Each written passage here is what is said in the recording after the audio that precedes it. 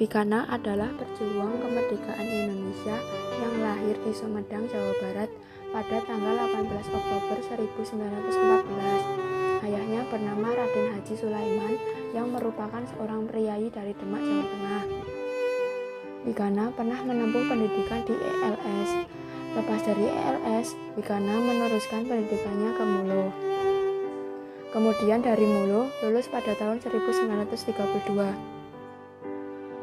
Pada masa mudanya, ia aktif sebagai Angkatan Baru Indonesia dan Gerakan Rakyat Baru. Wikana juga pernah menjadi pemimpin PKI bawah tanah di Jawa Barat.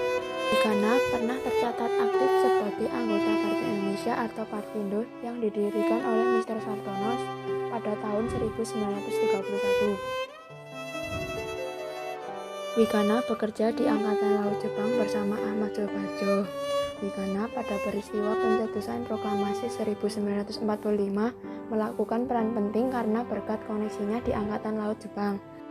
Wikana merupakan pemuda Indonesia yang tergabung dalam Menteng 31.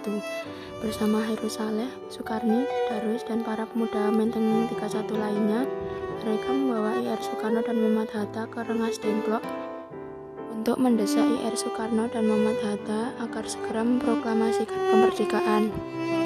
Wikana juga mengatur semua keperluan pembacaan proklamasi di rumah Bung Karno di Jalan Pegangsaan nomor 56. Wikana juga yang membujuk kalangan militer Jepang untuk tidak mengganggu jalannya upacara pembacaan teks proklamasi. Ketokohan Wikana mendapat pengakuan dan karena itulah dia dipercaya oleh Perdana Menteri Syahrir untuk duduk sebagai Menteri Negara Urusan Pemuda dalam Kabinet Syahrir kedua dan ketiga. Tapi jalan terang hidup Wikana mulai meredup setelah peristiwa Madiun 1948. Posisinya sebagai Gubernur Militer Wilayah Surakarta digantikan oleh Gatot Subroto. Sampai tahun 1950-an, dia masih tercatat sebagai anggota Komite Sentral PKI yang mulai menggeliat di bawah kepemimpinan Aidit, Nyoto, dan Lukman. Namun praktis Wikana tak memainkan peran penting sebagaimana yang pernah dilakukan pada era-era awal revolusi. Revitalisasi PKI di tangan DN Aidit membuat Wikana tersingkir dan dianggap bagian dari golongan tua yang tidak progresif. Hal ini sama dengan kasus penyingkiran kaum komunis eks-digulis oleh anak-anak muda PKI karena tidak sesuai dengan perkembangan perjuangan komunis yang lebih nasionalis dan mendekat pada Bung Karno. Terakhir, Wikana tinggal di daerah Simpangan Matraman, Plansun dalam keadaan miskin dan sengsara karena tidak mendapat tempat di PKI dan diisolir oleh Aidit. Pada saat itu, Waperdam Khairul Saleh pada tahun 1965 menarik Wikana menjadi anggota MPRS. Beberapa pekan kemudian sebelum G30S PKI 1965 terjadi, Wikana beserta beberapa elemen PKI lainnya pergi ke Peking untuk menghadiri perayaan Hari Nasional Cina 1 Oktober 1965. Tapi, sontak terdengar kabar dari tanah air tentang insiden penculikan dan pembunuhan para jenderal. PKI disalahkan, delegasi tercerai-berai. Wikana meminta anggota delegasi lain untuk tetap berada di Peking selagi menunggu kepastian dari berita yang simpang siur. Dia sendiri memilih pulang ke tanah air. Kurang dari setahun setelah peristiwa G30S, dia ditangkap.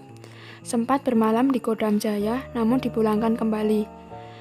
Tak berapa lama kemudian, segerombolan tentara tak dikenal datang ke rumahnya di Jalan Dempo nomor 7A, Matraman, Jakarta Timur. Mereka membawa Wikana dan sampai hari ini, pemuda garang yang sempat membuat Bung Karno naik pitam itu tak pernah datang kembali. Dia hilang tak tentu rimbanya.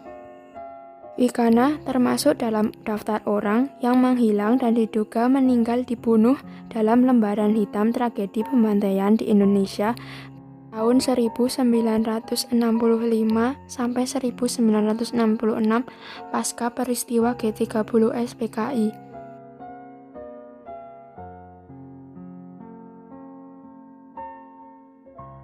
Mengenai Darwis, tidak ada artikel yang menjelaskan tempat tanggal lahirnya serta meninggalnya. Darwis merupakan tokoh golongan muda yang sering menemani Wikana dalam menyampaikan hasil rapat pemuda Indonesia di Gedung Bakteriologi.